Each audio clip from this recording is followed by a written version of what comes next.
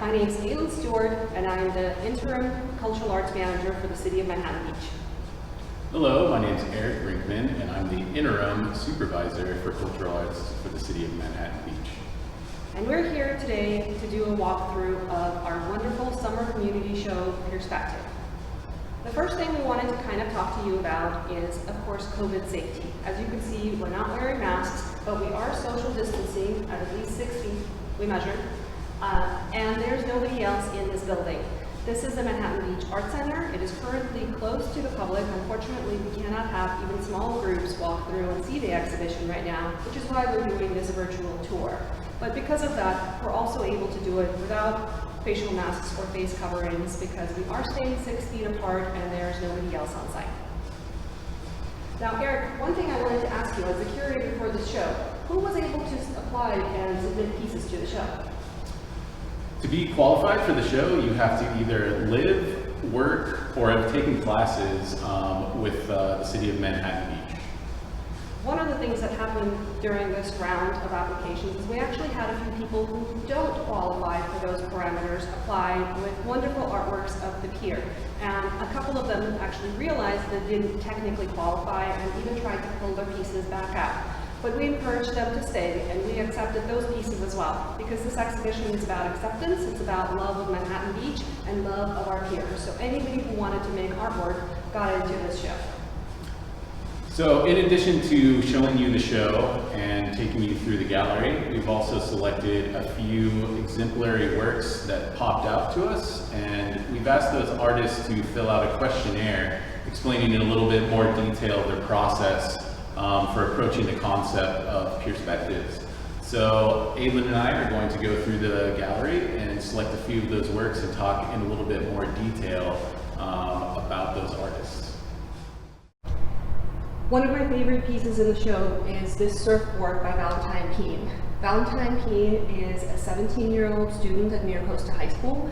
She lives in Manhattan Beach, and she's also a pool lifeguard for the city. And she loves the ocean, she loves painting, she loves sports, and one of the things that she wanted to showcase with this piece is repurposing and recycling of this old surfboard that she found. She patched it up and had dents and things like that in it, and she painted on it using acrylic paints and finished it with this really high gloss varnish to show the brightness, shine, and colorfulness of the pier. And in her statement to us, she talks about how interesting and lovely it is to find a piece like this that started out its life, if you will, surfing the waves by the pier, and now completes the circle of that life with a painting of the pier commemorating the 100-year anniversary.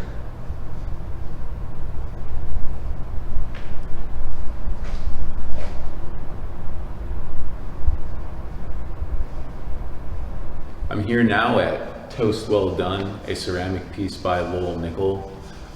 Lowell's a major contributor to the ceramic culture here in Manhattan Beach since he started his residency in the 1970s. Lowell's actually responsible for the municipal clay program that he started back in the 70s that we still see in operation today. In this piece, Lowell is talking about the vast bounty of the ocean, as well as touching on his avid practice of beach combing over the years. In Lowell's work, you'll see ideas of conservation and the Anthropocene. And this is an amazing example of his hand-built ceramic work combined with his amazing throwing talents. Wonderful example of combining different passions that this artist has. This is a piece by Nicolette Martin, and Nicolette grew up playing AVP volleyball by the Manhattan Beach Pier, and of course walking and enjoying the pier as a beautiful structure that it is.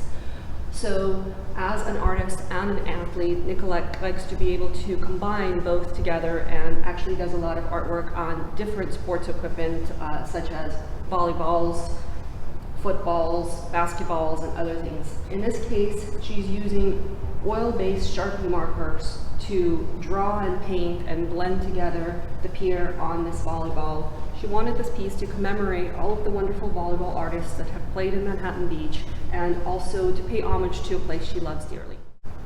Artist Wendy Farber, in this piece entitled Who Would Have Guessed, brings together the iconic Manhattan Beach Pier in a visual representation of the coronavirus strain in this mixed material piece.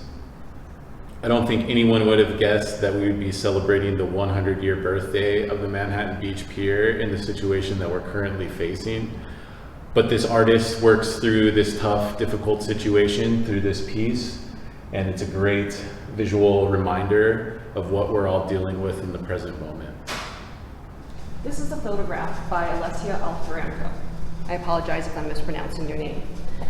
This is a piece called Emptiness and Longing, and Alessia was walking with her two twin boys whom you see here when they came upon the pier that was closed for COVID.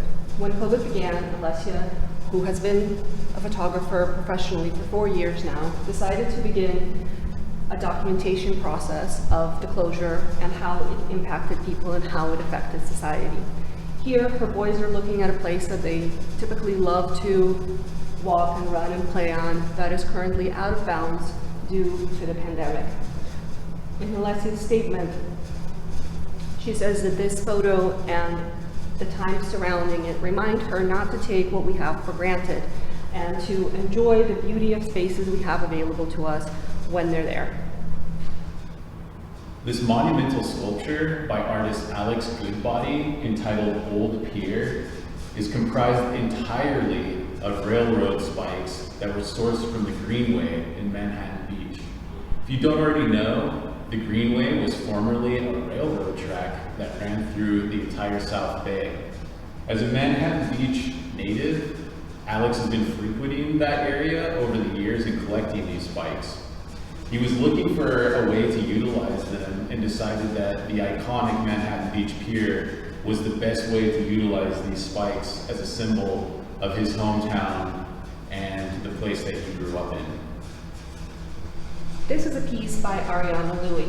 One of the things I really enjoy about this piece is the color blocking that's used to illustrate the pier, as well as this distorted sort of a fisheye lens perspective that she's using.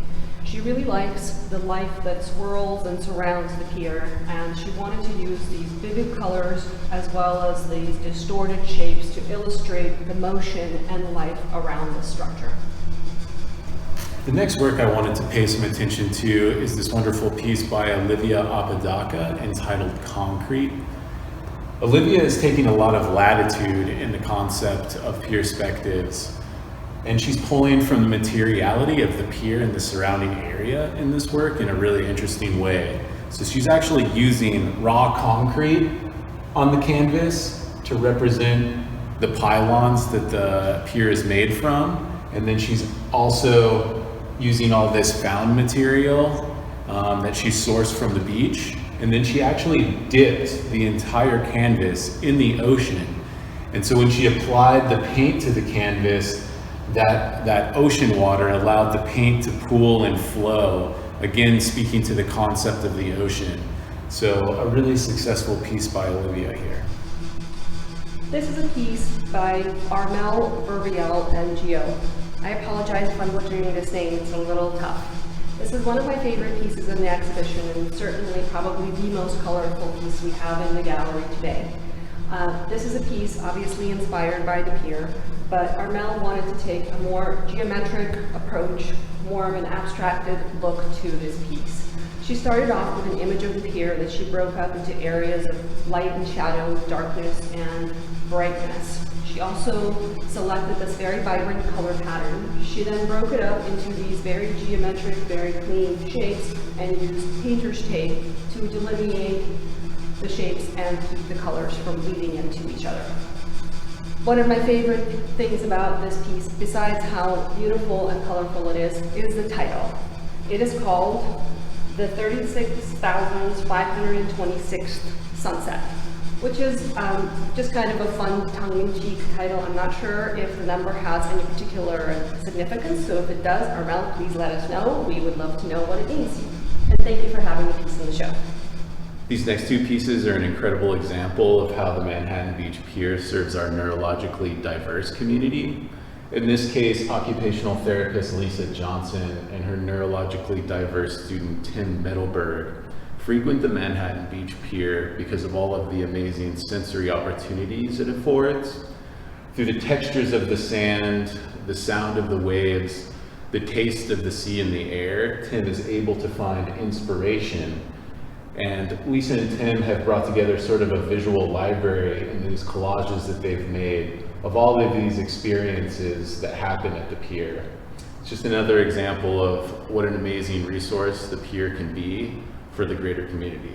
Beautiful, and they're more in focus and in the foreground, but they're still just a frame for the beauty of the pier. Kathy talks about how she loves when the air is slightly hazy around the pier because it gives it an atmospheric perspective. She does sketches and captures colors, textures, and composition on the beach, right on site. And then she takes those sketches home and works on the final painting, like this one. Your wonderful artwork and participating in this year's community exhibition.